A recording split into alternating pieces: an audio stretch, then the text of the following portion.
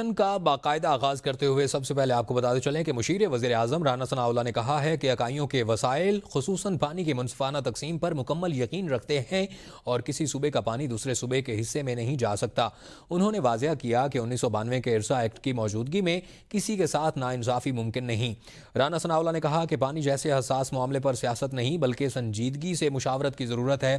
اکائیوں کی مضبوطی ہی وفاق کی مضبوطی ہے اور ہم آئین، جمہوریت اور عوامی حقوق کے تحفظ پر کسی قسم کا سمجھوتا نہیں کریں گے اور پانی کے مسئلے پر سیاست نہیں کرنی چاہیے، معاملات میز پر بیٹھ کر حل کرنے چاہیے۔ پیپل پارٹی وفاق کا حصہ آئینی عہدوں پر رہتے ہوئے بات ذمہ داری کے ساتھ کرنی چاہیے۔ کینالز کا منصوبہ بجٹ سے پہلے ہی ختم ہو جائے گا، وزیر اعلیٰ سندھ کا دعویٰ، کہتے ہیں کہ کینالز کی تعمیر کا فیصلہ واپس نہیں لیا گیا تو حکومت کی حمایت ختم کر دیں گے۔ وکلاء سمیت کسی کو احتجاج سے نہیں روکا۔ متنازع منصوبے کے خلاف سندھ سراپا احتجاج ہے۔ صوبے کے لوگ جانتے ہیں پیپل پارٹی ہی نئی کینالز بند کرا سکتی ہے اور بلاول بھٹو کی قیادت میں عوام دشمن منصوبے نہیں بننے دیں گے۔ تمام ڈویژنل ہیڈ کوارٹرز میں عوامی طاقت کا مظاہرہ کر رہے ہیں۔ سکھر میں 25 اپریل کو کینالز کے خلاف پیپل پارٹی عوامی طاقت کا مظاہرہ کرے گی۔ شہید بے نظیر آباد، میرپور خاص اور کراچی میں عوامی جلسے کریں گے۔ یہ جو جلسہ کنالوں کے خلاف پاکستان کی سب سے بڑی سیاسی جماعت کے چیئرمین بلاول بھٹو زرداری صاحب کرتے ہیں، اس کے 15-20 لوگ روڈوں پہ کھڑے ہوئے اس جلسے کو خراب کرنے کی کوشش کر رہے تھے۔ یہ کنالوں کے خلاف نہیں ہے، یہ پاکستان پیپلز پارٹی کے خلاف سارا کام ہو رہا ہے۔ اگر کنالوں کے خلاف ہوتے تو آتے ہمارے ساتھ جلسے میں شریک ہوتے، کسی کو ہم نے روکا تو نہیں تھا۔ اور 15-20 لیکن اس کے باوجود اس لیے کہ ہم ایسی کوئی امپریشن دینا نہیں چاہتے کہ ہم کسی کے خلاف بھی جو اس جائز مسئلے پہ سندھ پہ احتجاج کر رہا ہے ہم اس کے خلاف کوئی ایکشن لیں۔ جون میں اگر ہم ساتھ ہوتے تو چیف منسٹر سندھ کیوں کاؤنسل آف کامن انٹرسٹ میں جاتا جون کے مہینے میں پچھلے سال؟ کیوں سی ڈی ڈبلیو پی جو سینٹرل ڈیولپمنٹ ورکنگ پارٹی ہے اس میں روکنے کی کوشش کرتے اور ایکنک کا اجلاس سے وہ آئٹم نکال دیتے؟ تو آپ سمجھے نہیں۔ پنجاب میں مسلم لیگ نون اور پیپل پارٹی کے درمیان پاور شیئرنگ کے معاملے پر پیش رفت، دونوں جماعتوں کی کمیٹیوں کا اجلاس کل طلب کر لیا گیا۔ اجلاس کل شام 4 بجے گورنر ہاؤس لاہور میں ہوگا۔ ذرائع کے مطابق مسلم لیگ نون کی جانب سے رانا ثناءاللہ، اسپیکر پنجاب اسمبلی ملک محمد احمد خان اور سینئر صوبائی وزیر مریم اورنگزیب شرکت کریں گے، جبکہ پیپل پارٹی کی نمائندگی گورنر پنجاب سردار سلیم حیدر، ندیم افضل چند، سید حسن مرتضیٰ، سید علی حیدر گیلانی اور سابق گورنر مخدوم سید احمد محمود کریں گے۔ اجلاس میں چیف سیکرٹری پنجاب زاہد اختر زمان اور آئی جی پنجاب ڈاکٹر عثمان انور سمیت اعلیٰ افسران بھی شریک ہوں گے۔ اجلاس میں پنجاب میں پاور شیئرنگ کے لیے ہونے والی اب تک کی پیش رفت کا جائزہ لیا جائے گا اور کوارڈینیشن کمیٹی کی سب کمیٹی کی سفارشات پر مشاورت ہوگی۔ کراچی میں نہروں کے متنازع منصوبے پر فاروق ستار نے اظہار خیال کرتے ہوئے آل پارٹیز کانفرنس بلانے کا مطالبہ کر دیا۔ فاروق ستار نے کہا ہے کہ دونوں بڑی جماعتیں عوام کی آنکھوں میں دھول جھونک رہی ہیں، جبکہ سچ کو سامنے لانے کے لیے دونوں اطراف کو اے پی سی میں حقیقت بیان کرنی چاہیے۔ فاروق ستار کا کہنا تھا، ہم پرامن احتجاج پر یقین رکھتے ہیں لیکن ہر جگہ ناانصافیاں ہو رہی ہیں اور کراچی والے پھر بھی ڈٹے ہوئے ہیں۔ بھائی کو بھائی سے لڑانے کی سازش کی جا رہی ہے اور پیپل پارٹی کو اب اپنی واضح پوزیشن دینی ہوگی۔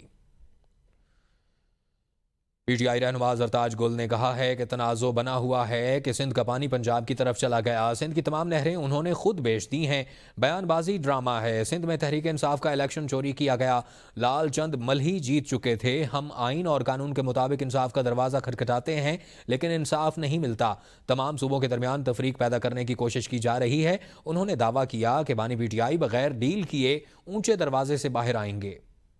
میں انصاف بالکل نہیں ملتا۔ پاکستان تحریک انصاف کو فکس کرنے کی کوشش کی جا رہی ہے لیکن عمران خان کا نظریہ کبھی بھی نہیں ختم ہوگا۔ عمران خان سرخرو ہوں گے، وہ کبھی بھی ڈیل نہیں کریں گے، اونچے دروازے سے باہر آئیں گے، انشاءاللہ پاکستان کا مقدمہ لڑیں گے۔ لیکن تمام صوبوں میں تفریق پیدا کرنے کی کوشش کی جا رہی ہے۔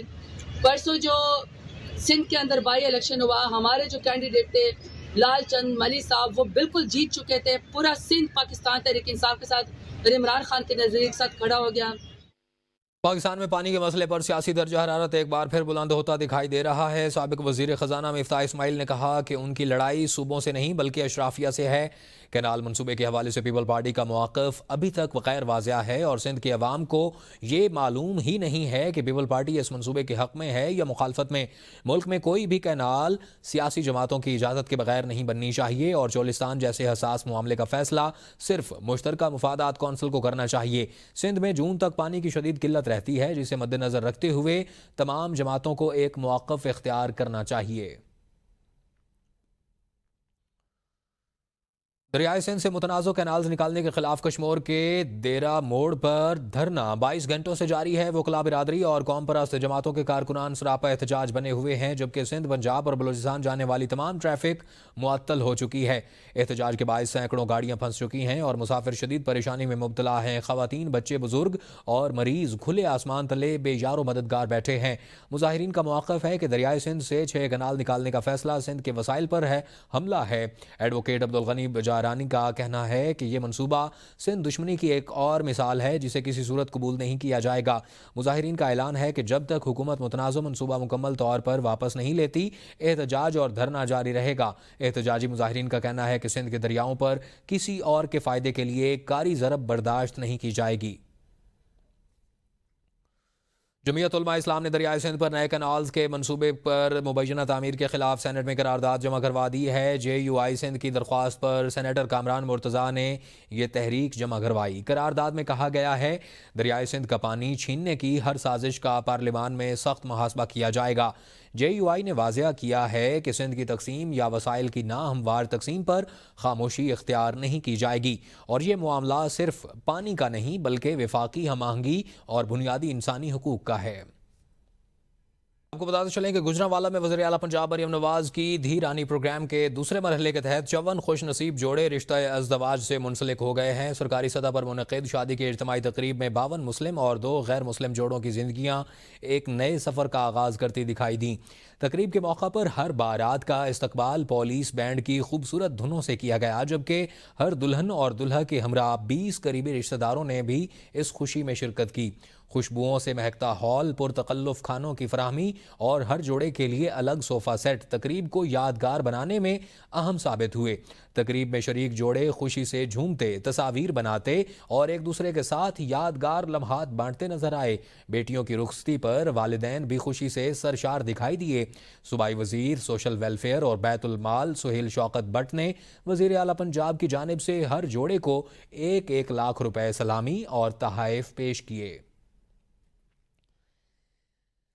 C B D Punjab Walton railway crossing flyover پر سولر پینل سے 1 میگا واٹ تک بجلی پیدا کرے گا۔ سی بی ڈی پنجاب نے سی بی ڈی روٹ 47 پر Walton railway crossing flyover کی دونوں اطراف پر سی این سی پینلز کے لوئرز لگا کر ایک خوبصورت پیدل گزرگاہ بنائی ہے، جس کے اوپر سولر پینلز نصب کر کے 1 میگا واٹ تک بجلی پیدا کی جائے گی۔ C E O C B D Punjab Imran Amin کا کہنا ہے کہ سی بی ڈی پنجاب جدید انفراسٹرکچر کے ساتھ کلین گرین انرجی کے طریقہ کار اپنانے پر گامزن ہے اور یہ سولر پینلز کا منصوبہ سی بی ڈی پنجاب کے ویژن کی عکاسی ہے۔